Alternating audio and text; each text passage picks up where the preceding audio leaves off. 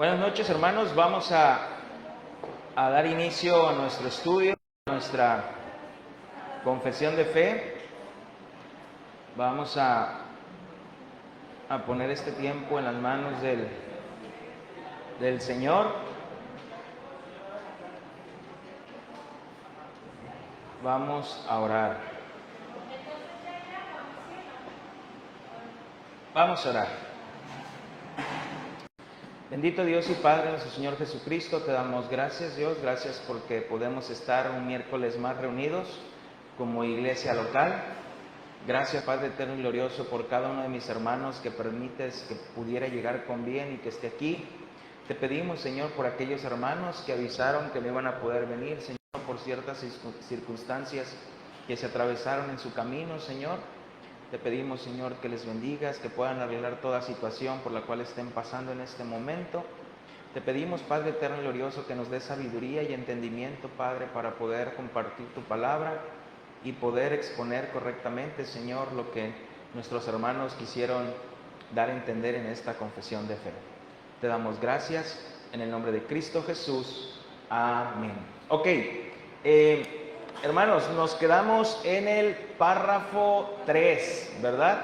Párrafo 3 de nuestra confesión de fe. Estamos empezando un poquito tarde porque seguimos teniendo problemas con el agua y estamos checando esa situación. Párrafo 3 de nuestro artículo 3, ¿verdad? Del decreto de Dios. ¿Sale? Del decreto de Dios, artículo 3, párrafo 3. Lo voy a leer. Dice así: por el decreto de Dios, para la manifestación de su gloria, algunos hombres y ángeles son predestinados o preordenados a vida eterna por medio de Jesucristo, para alabanza de la gloria de su gracia. A otros se les deja actuar en su pecado para su justa condenación, para alabanza de la gloria de su justicia. Ok, vamos a dar un pequeño resumen de lo que vimos en nuestra clase pasada. Decíamos que Dios es quien decretó nuestra salvación, ¿verdad? Es Dios quien decreta nuestra salvación antes de la fundación del mundo, ¿verdad? Y decíamos que es por eso que al nosotros creer que es Dios quien decreta nuestra salvación antes de la fundación del mundo, creer esta doctrina tan importante del decreto de Dios, esto tumba aquella doctrina que se cree que la salvación se puede perder, ¿verdad? ¿Por qué tú no puedes perder tu salvación? Porque Dios ha decretado antes de la fundación del mundo salvarte. Y si Dios así lo ha decretado, Dios es inmutable, Dios no se mueve, Dios no cambia, ¿verdad? No por sus emociones como nosotros solemos hacerlo. Decíamos que Dios ha decretado y leíamos aquel pasaje donde dice: a Jacob amé, mas a Esaú aborrecí. Y decíamos que escuchar esa palabra aborrecer puede sonar muy duro, ¿verdad? Así como que, a ver, ¿cómo que Dios aborreció a Esaú? La palabra aborrecer quiere decir detestar, y esa palabra tiene una connotación con la palabra condenar, ¿verdad? Entonces, y condenar quiere decir imponer un juez una pena a una persona por considerarla culpable de un delito o una falta.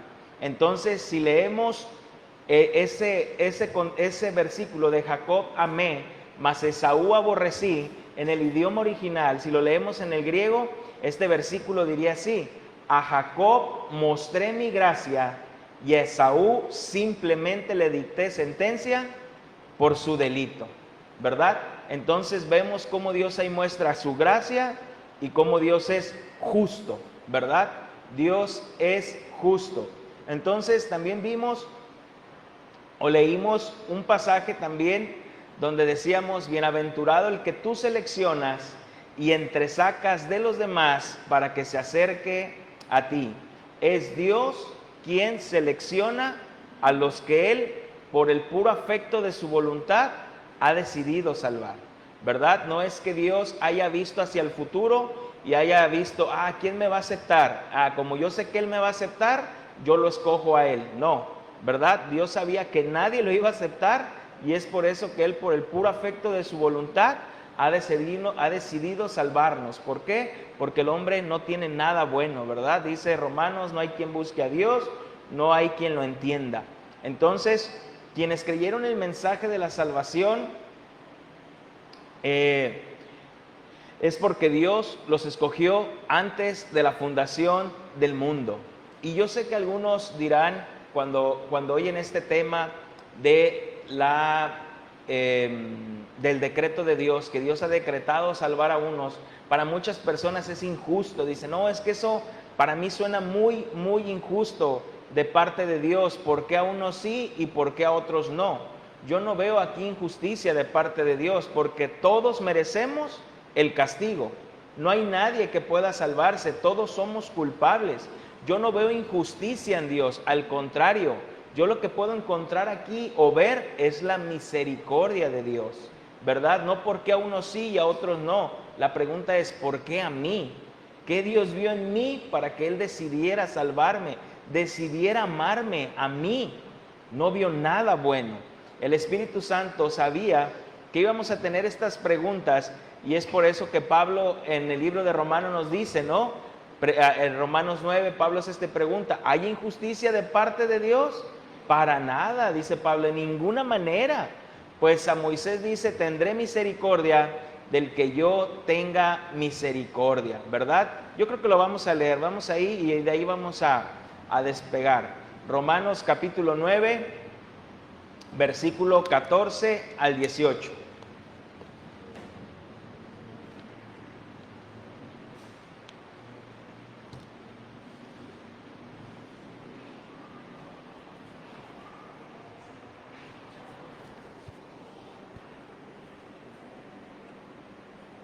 Romanos 9, del versículo 14 al 18. Está Pablo escribiendo y dice, ¿qué pues diremos? ¿Que hay injusticia de Dios? En ninguna manera. Pues a Moisés dice, tendré misericordia del que yo tenga misericordia y me compadeceré del que yo me compadezca.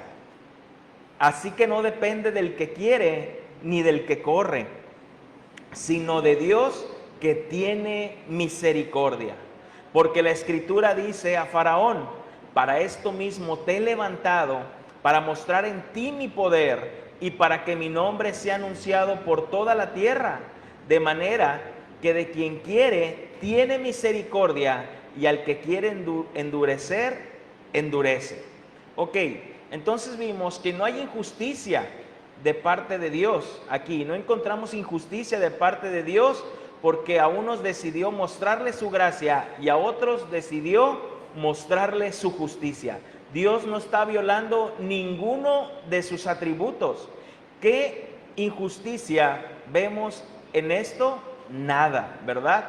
Entonces, Él se compadece y muestra misericordia, dice la Biblia, de quien Él quiere. De quien Él quiere. No hay nadie que pueda darle consejo a Dios o decirle, Señor, ¿por qué no tienes misericordia de fulanito? Mira, yo creo que Él puede, que si tú lo salvas, Señor, yo creo que Él sí pudiera hacer algo o pudieras hacer algo en su vida, Él fuera un buen instrumento. Eso no depende de nosotros. Eso depende solamente de Dios, porque Él salva a quien Él quiere. Él hace lo que Él quiere con lo que es suyo. Y cuando escuchamos también esa frase, que Él hace lo que Él quiere con lo que es suyo, eso suena como muy egoísta, porque lo bajamos a nuestra mente humana. Y al pensar nosotros de esa manera y decir, ¿cómo que Dios hace lo que Él quiere con lo que es suyo? Suena eso muy egoísta porque lo pensamos como los pecadores que somos. Pero en la mente de Dios no hay maldad, no hay cabida en esto. Y Dios tiene un plan tan perfecto y tan trazado que con los que ha seleccionado, Él lo va a cumplir, porque el que comenzó la buena obra en nosotros, Él la perfeccionará. Entonces vamos a ver cómo el Señor hace lo que Él quiere. Él tiene misericordia y hace lo que Él quiere con lo que es suyo. Vamos a Mateo capítulo 20, versículo 1. Mateo 20, versículo 1. Estamos en el párrafo 3. No lo terminamos el miércoles pasado.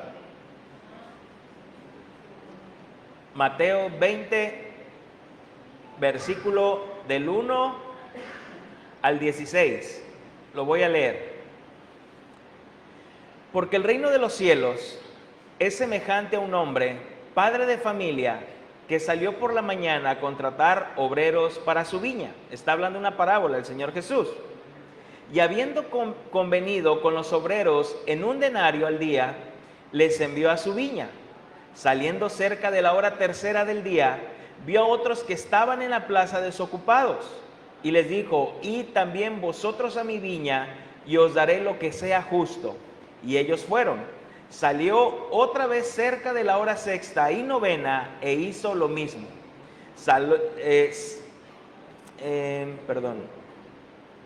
Hizo lo mismo. Y saliendo cerca de la hora 11, halló a otros que estaban desocupados y les dijo: ¿por qué estáis aquí todo el día desocupados? Le dijeron: porque nadie nos ha contratado. Él les dijo: id también vosotros a la viña y recibiréis lo que sea justo. Cuando llegó la noche, el señor de la viña dijo a su mayordomo: llamad a los obreros y págales el jornal, comenzando desde los postreros hasta los primeros. Y al venir los que habían ido cerca de la hora 11, recibieron cada uno 1 denario. O sea, los que trabajaron menos fueron a que les pagara y les dio 1 denario.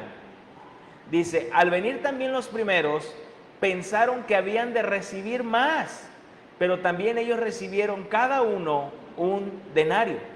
Al recibirlo, murmuraban contra el padre de familia diciendo: estos postreros han trabajado 1 sola hora y los ha hecho iguales a nosotros, que hemos soportado la carga y el calor del día. Él respondiendo dijo a uno de ellos: amigo, no te hago agravio, ¿no conveniste conmigo en 1 denario? Toma lo que es tuyo y vete, pero quiero dar a estos postreros como a ti. ¿No me es lícito hacer lo que quiero con lo mío? ¿O tienes tú envidia porque yo soy bueno? Así los primeros serán postreros y los postreros primeros, porque muchos son llamados, mas pocos escogidos. Hermanos, el Señor Jesucristo está hablando y está refiriendo esta parábola. Y dice: a uno los puso a trabajar todo el día y les dijo: mira, trabájame todo el día y te voy a pagar 1 denario. Otros trabajaron solamente mediodía, otros trabajaron unas cuantas horas. Y fue llamando de los últimos a los primeros y les comienza a dar a los últimos 1 denario, a los que después trabajaron mediodía les da 1 denario, y los que trabajaron todo el día dijeron: este hombre nos va a dar más, porque trabajamos todo el día. Y cuando llegan, el Señor les da 1 denario. 1 denario. Pregunta: ¿hubo injusticia de parte de este hombre? Para la mente humana sería injusto. Para la mente humana dirían: este hombre no mostró justicia porque no trabajaron lo mismo, porque uno trabajó más que otro. Pero él fue justo. Él fue claro y les dijo: para ustedes es 1 denario. No más, no menos, 1 denario. Entonces, estos hombres, en lugar de ver y hablar de la gracia, de la bondad, la misericordia de este hombre de la viña, decir: qué hombre tan bondadoso. En lugar de estos últimos decir: mira qué hombre tan bondadoso y misericordioso, porque ellos no trabajaron lo mismo que nosotros y ha decidido pagarles. ¡Wow! No les dijo: les voy a dar menos. Les dio lo mismo. ¡Qué generoso es ese hombre! Se enojaron, murmuraron y comenzaron a hablar y le comenzaron a decir que esto era injusto. Pero este hombre no era injusto. Él estaba dando nada más lo acordado. Él mostró gracia con aquellos que trabajaron menos. Y esto es a lo que me refiero, hermanos, cuando hablamos del decreto de Dios. Su justicia, nosotros merecemos la condenación del infierno. Merecemos todos estar en el infierno. Pero cuando Dios, por su infinita misericordia y por su voluntad, por su buena voluntad, ha decidido preordenar a algunos y salvarlos por medio del sacrificio de su Hijo, es ahí donde las personas no lo entienden. Y en lugar de ver la gracia y la bondad de Dios, comienzan a decir, ese es un Dios injusto. ¿Cómo que unos sí y otros no? Dios es justo. Dios es justo. Era su viña, era su dinero. Él sabe lo que hace. ¿Y quién puede decir algo? ¿Quién puede decirle algo al dueño de la viña, al dueño del dinero? Por eso le dice, no me es lícito hacer lo que yo quiero con lo mío. ¿Quién eres tú para venirme a decir qué es lo que debo hacer? ¿No me es lícito hacer lo que yo quiero con lo mío? Repito, hermanos, de igual manera, cuando escuchan esta doctrina de que Dios ha preordenado, decretado a unos para salvación y a otros para condenación, la murmuración comienza. Y el yo entender esta doctrina, que por la gracia y misericordia de Dios el Señor me ha iluminado para entenderla, a mí no me hace crecerme más que otra persona. Al contrario, me debería dar más humildad y decir, Señor, ¿por qué yo? Gracias, gracias. O yo no ando viendo a unos y diciéndoles, ustedes se van a ir al infierno, pero yo me voy a salvar. No, porque a mí el Señor antes de la fundación del mundo me ha escogido, y a ustedes, pecadores, idólatras, no, para nada, al contrario. Esto me debe de llevar más a la humildad. Pero Dios hace su justicia. Dios no es injusto. Dice que Dios dice ese versículo, Dios no hace excepción de personas, ¿verdad? ¿Por qué? Porque Dios, la ley, lo que hemos estado viendo los domingos, la ley demandaba que la paga del pecado es la muerte, y todos somos pecadores, todos merecemos la muerte. La única diferencia que Dios al que ha preordenado para condenación, lo ha dejado para condenación, pero Dios al que le ha mostrado su gracia, no lo deja sin castigo. ¿Sabes por qué? Porque el castigo que tú y yo merecíamos, ¿dónde crees que fue? En Cristo. ¿Dios violó su propia ley? Para nada. Para nada. La ley es perfecta, la ley no es mala. La paga del pecado es la muerte. Entonces, a todos aquellos a los que Dios ha mostrado su gracia, cargó sus pecados en Cristo. Y es ahí donde viene otra doctrina, donde decimos, Cristo no murió por todos.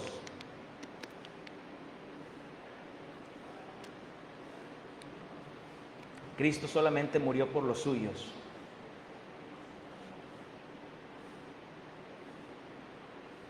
Por eso llamamos la expiación limitada. El sacrificio de Cristo es limitado, porque solo murió por los suyos.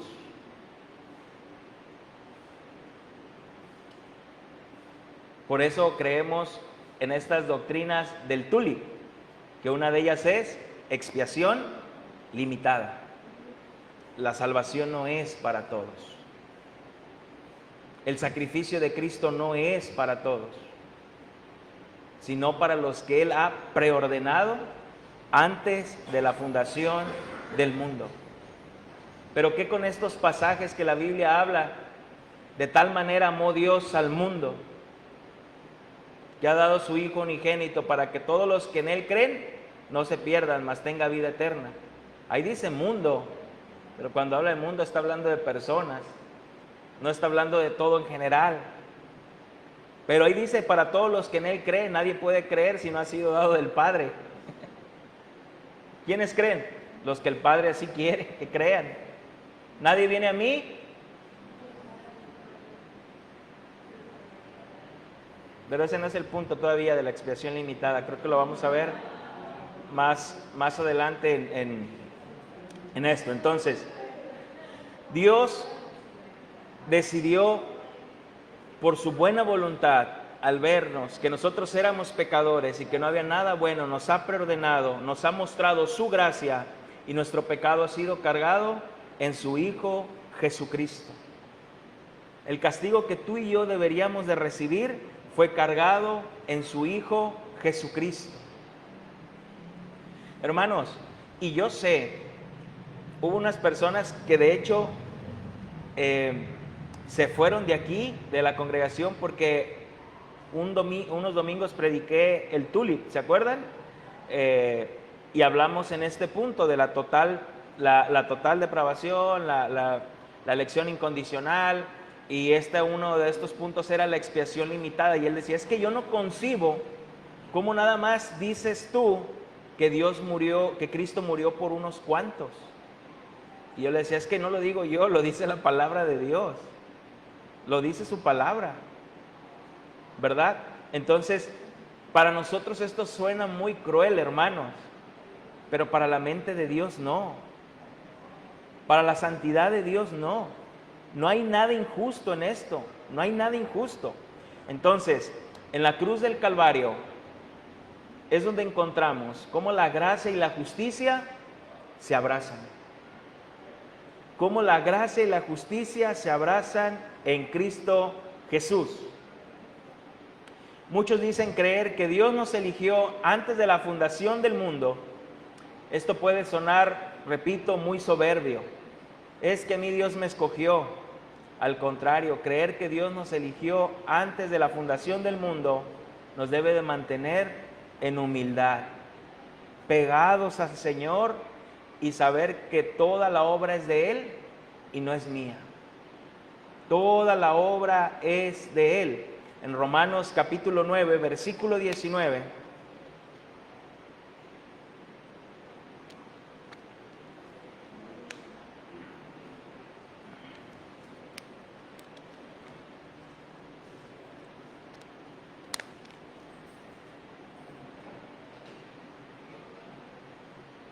Romanos 9, 19 al 23 dice, pero me dirás, ¿por qué pues sin culpa?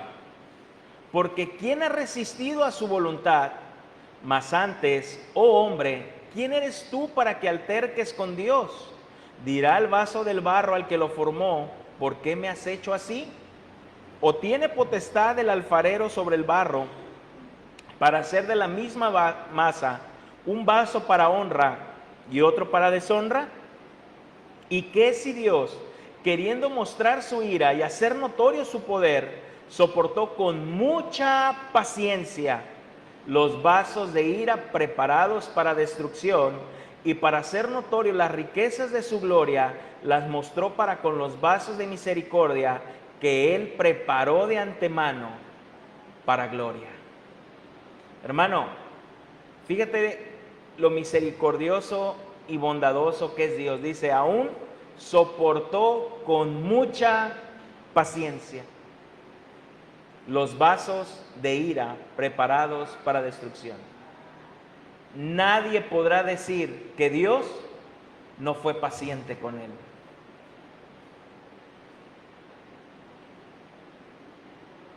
No fue paciente con él. Aún con los vasos de ira preparados para destrucción, mostró, dice, soportó con mucha paciencia. Mucha paciencia. ¿Quién puede cuestionar a Dios, hermanos?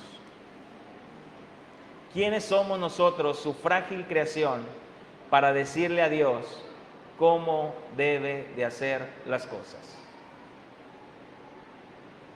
Nadie. Nadie hay quien pueda cuestionar a Dios y enseñarle cómo se deben de hacer las cosas. Pasemos al párrafo 4. Párrafo 4.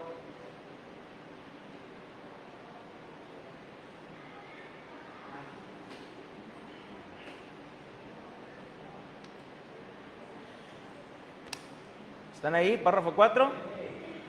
Dice: estos ángeles y hombres, así predestinados y preordenados, están designados particular e inalterablemente, y su número es tan cierto y definido que no se puede aumentar ni disminuir. ¿Qué entienden por ese párrafo 4, hermanos? Pregunto, ¿qué entienden?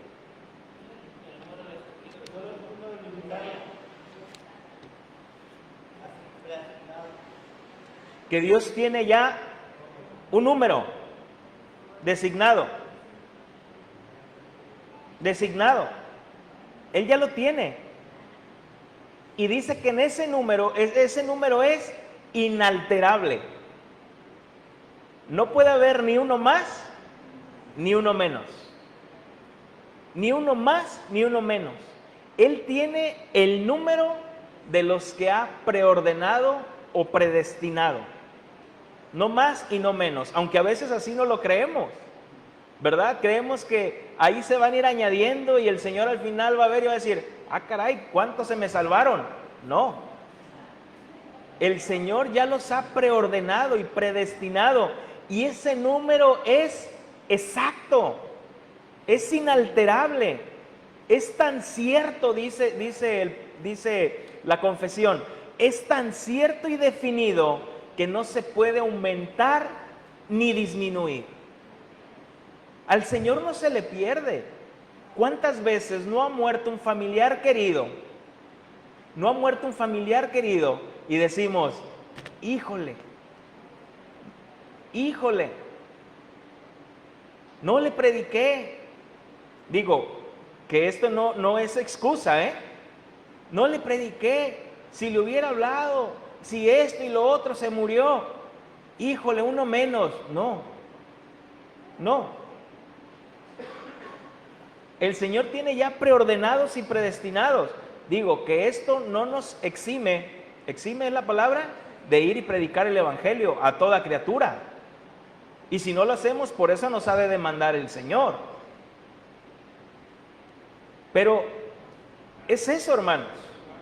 El número es inalterable. Dios ya tiene el número de sus escogidos. Y esos escogidos, ¿cómo el Señor los tiene identificados? ¿Con qué? Con el sello de su Espíritu Santo, dice la palabra, ¿o no? Han sido sellados. Segunda de Timoteo, capítulo 2, versículo 19.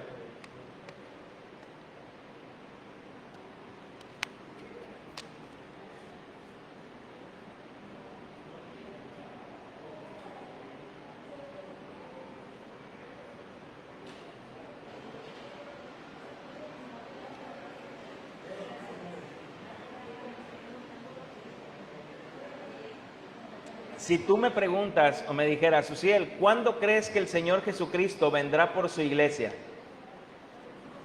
¿Cuándo crees? ¿Cuándo crees que el Espíritu Santo vendrá por su iglesia? Mi respuesta sería: cuando el último de sus escogidos se ha sellado.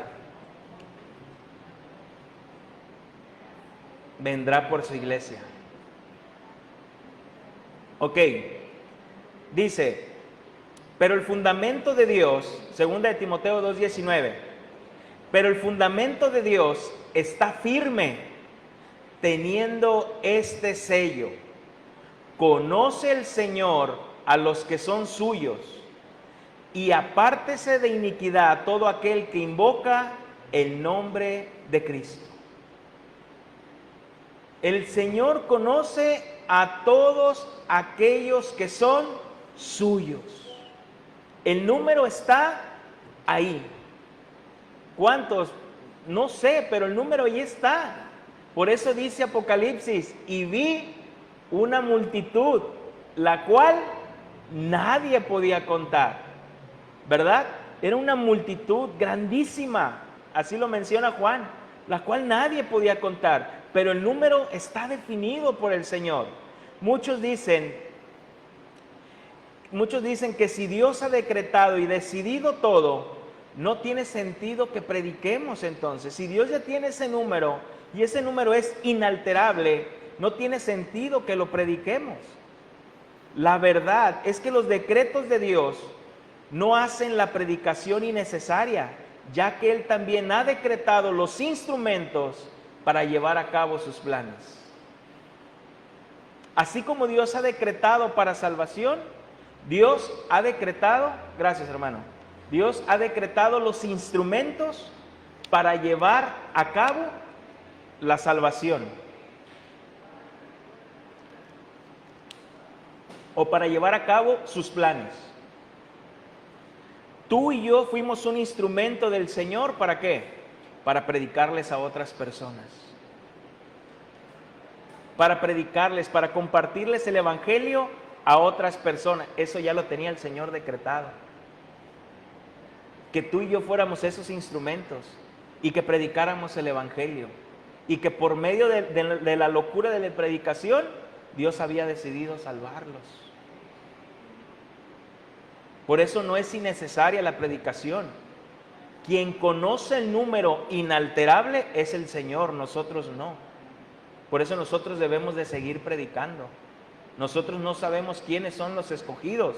Dios sí. Dios sí. Y a mí lo que me compete es predicar el Evangelio, porque es un mandato. Romanos capítulo 10, versículo 14.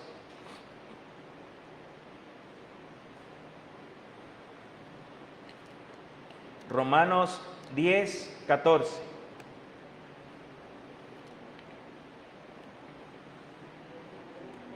Al 15.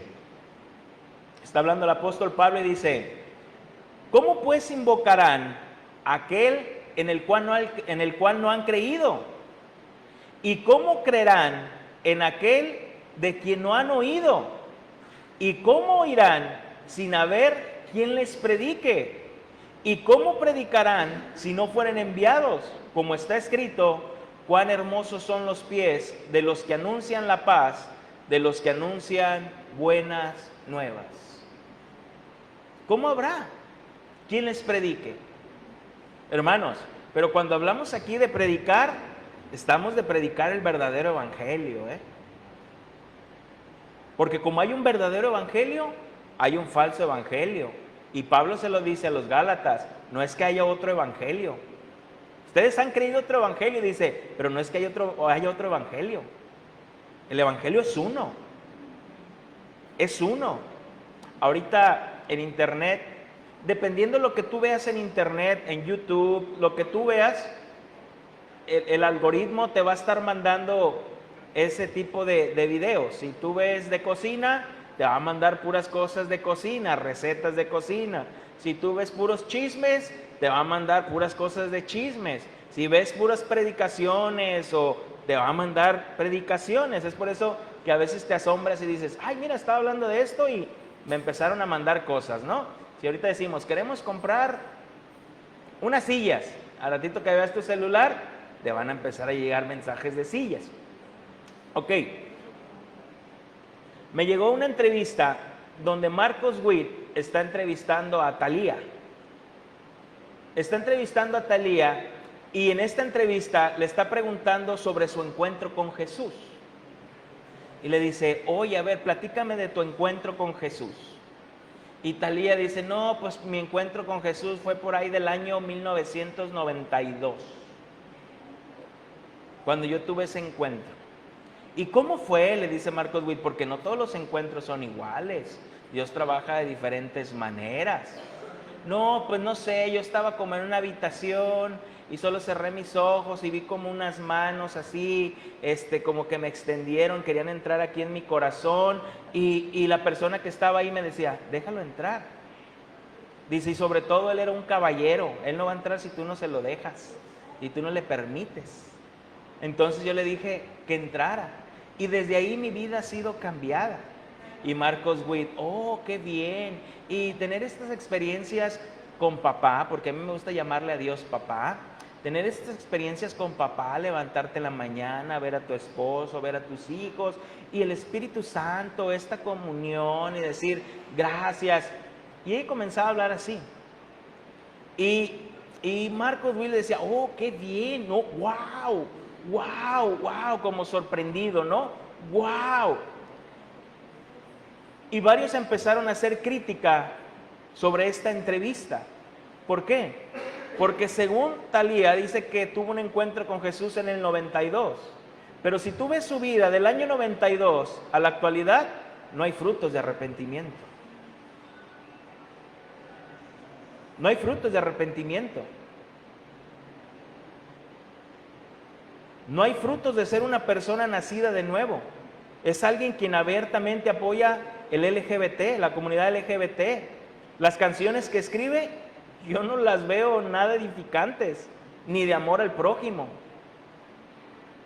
Su vida desde el 92, con todos los novios que tuvo y pasó, para mí no da una evidencia. Pero algunos dirán, uy, qué religiosos, porque eso mismo le empezaron a cuestionar a Marcos Will y dijeron, tú sabiendo el verdadero evangelio, sabiendo, una cosa es que lo sepa y otra cosa que lo lleve. ¿Por qué le haces creer a esta persona que realmente tuvo un encuentro con Jesús?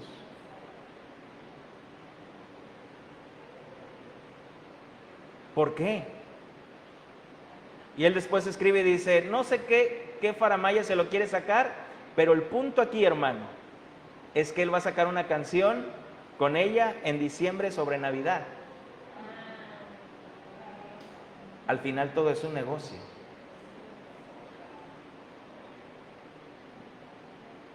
¿Y sabes qué es lo más triste? Que luego varios lo van a tener ahí escuchando, como escuchan a los Montaner, la gloria de Dios.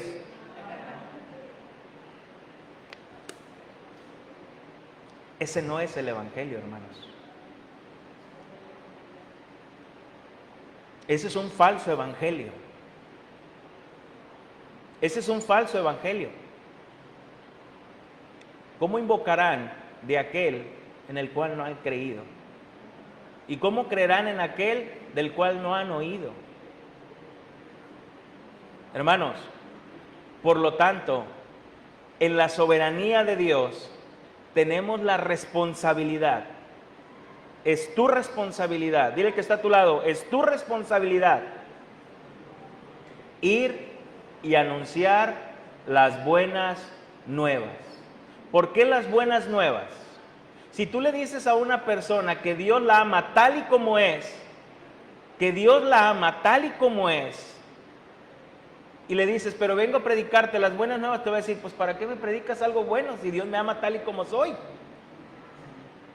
Pero si tú le dices a la persona que Dios aborrece el pecado y aborrece al pecador y que de la forma que está actuando es un enemigo de Dios, pero la buena nueva es que Dios envió a su Hijo Jesucristo a morir por su pecado, la predicación del Evangelio es diferente. Es diferente. Dios ha decidido glorificarse así. Hermanos, yo creo que hasta aquí lo vamos a dejar hasta el punto 4, entonces, hasta el párrafo 4, perdón. Este número es inalterable, no aumenta y no disminuye. Es por eso que a nosotros creer que este número es inalterable, cuando nosotros leemos Apocalipsis y leemos el capítulo 7, donde habla que dice que ve cuatro ángeles que se ponen cada uno como en un punto cardinal, y hablando de estos cuatro ángeles, cada uno poniéndose en un punto cardinal, está hablando de la tierra. Y dice Juan, y vi el número de los sellados, 144,000. Y con eso no quiero decir que son 144,000 nada más los que son salvos, Recordemos que el libro de Apocalipsis es un número de mucha simbología. Un libro, ¿qué dije? Un libro de mucha simbología. Al momento que Juan está diciendo 144,000 sellados, no es que sean nada más 144,000. Lo que Juan quiere decirnos es que su número es inalterable. No disminuye y no aumenta. 144,000. 12,000 de cada tribu. Hablando que Israel y la iglesia son uno. Son uno. El número es inalterable. Por eso dice sellados. Y lo sorprendente del libro de Apocalipsis es que así como te habla que hay sellados por Dios, hay sellados por el enemigo. Entonces, vamos a terminar con Juan capítulo 6, versículo 39.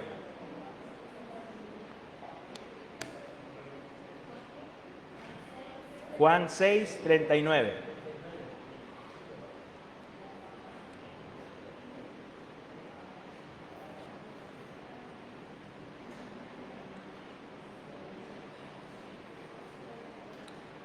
Juan 6:39 dice, y esta es la voluntad del Padre. ¿De quién es la voluntad? Del Padre.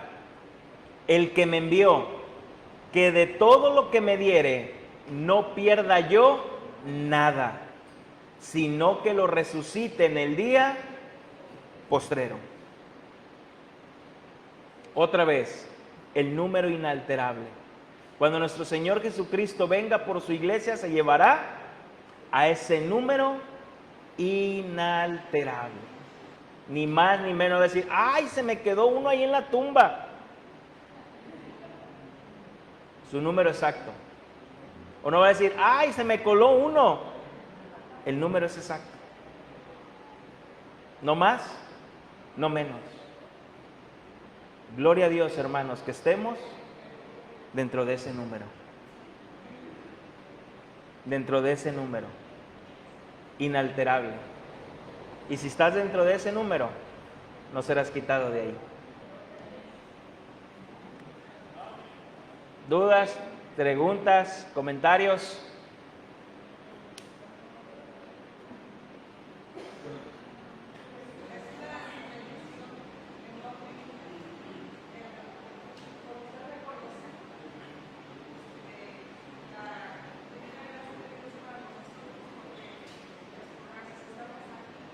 Amén. Amén.